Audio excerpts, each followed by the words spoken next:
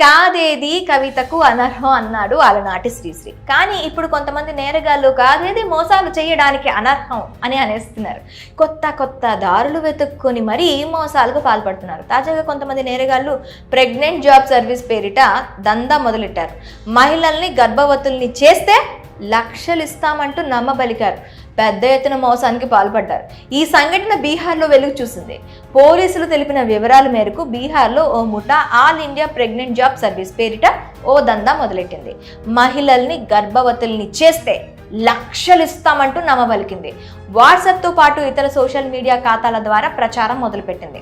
ఆసక్తి గల వ్యక్తులు 799 రూపాయలు చెల్లించి రిజిస్ట్రేషన్ చేసుకోవాలని తెలిపింది. రిజిస్ట్రేషన్ తర్వాత కొంతమంది మహిళల ఫోటోల్ని పంపుతారు. వారు సెలెక్ట్ చేసుకున్న మహిళలను బట్టి 5,000 నుంచి 20,000 రూపాయల సెక్యూరిటీ డిపాజిట్ చేయించుకుంటారు.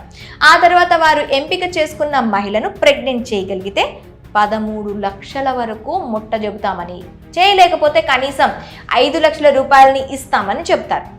తీరా సెక్యూరిటీ డిపాజిట్ కింద డబ్బులు కట్టిన తర్వాత ఇంకా అస్సామే. ఈ స్కామ్లో ఇరుక్కొని చాలా మంది మోసపోయారు. ఈ దందాపై పోలీసులకు ఫిర్యాదు వెళ్లడంతో కేసు నమోదు చేసుకుని దర్యాప్తు చేపట్టారు.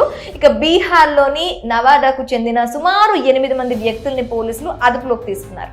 వారి నుంచి సేకరించిన వివరాలను మీడియాకు వెల్లడించారు. ఈ గ్యాంగ్ కు లీడర్ అయిన వ్యక్తిని అదుపులోకి తీసుకుని మిగిలిన విషయాలను సేకరిస్తామని కూడా తెలిపారు. మొన్నటి వరకు అద్దె గర్భాల దందా నడిచింది. పేద మహిళల్ని టార్గెట్ చేసుకొని ఆ దందా సాగించేవారు.